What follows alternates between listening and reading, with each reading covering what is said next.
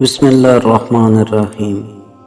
شروع اللہ کے نام سے جو بڑا مہربان اور نہایت رحم والا ہے۔ جو شخص کسی دوسرے کی زندگی میں آگ لگاتا ہے وہ اصل میں اپنی قبر کی آگ بھڑکا رہا ہوتا ہے۔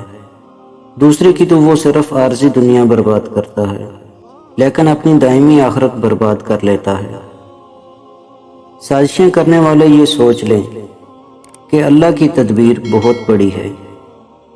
جب کاری ضرب اس کی طرف سے پڑے گی تو نہ دنیا کے رہیں گے اور نہ آخرت کے۔ کبھی کبھار کچھ لوگوں کے ساتھ بحث کرنے سے بہتر ہے وہ جو آپ کو جیسا سمجھ رہے ہیں انہیں ویسا ہی سمجھنے دیں اور پھر وقت کا انتظار کریں، کیونکہ ایسے لوگوں کے لیے وقت کے پاس بہترین جواب ہوتا ہے۔ کانوں کے کچے لوگوں کو ہمیشہ اپنے کردار اور اخلاق سے جواب دینا چاہیے اور ایسے لوگوں کے سامنے اپنی صفائیاں پیش کرنے کا کوئی فائدہ نہیں۔ مجھے ایسا نہیں بننا کہ میرا وجود کسی کی آنکھ میں نمی لائے، میری باتیں کسی کے لیے اذیت بنے۔ مجھے یہ چاہ بھی نہیں کہ ہر وقت میں لوگوں کی لبوں پر واہ واہ کی طرح سجا رہوں۔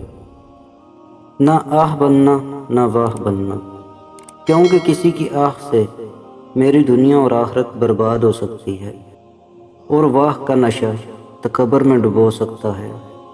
مجھے اپنی ذات کے گرد بس چند مخلص لوگوں کے ساتھ زندگی گزار کے اس ابدی سفر کی جانب روانہ ہونا ہے جہاں پر عاشق کی محبوب سے ملاقات ہوتی ہے، اس اصل عشق کی جانب جو بس رب کی ذات ہے۔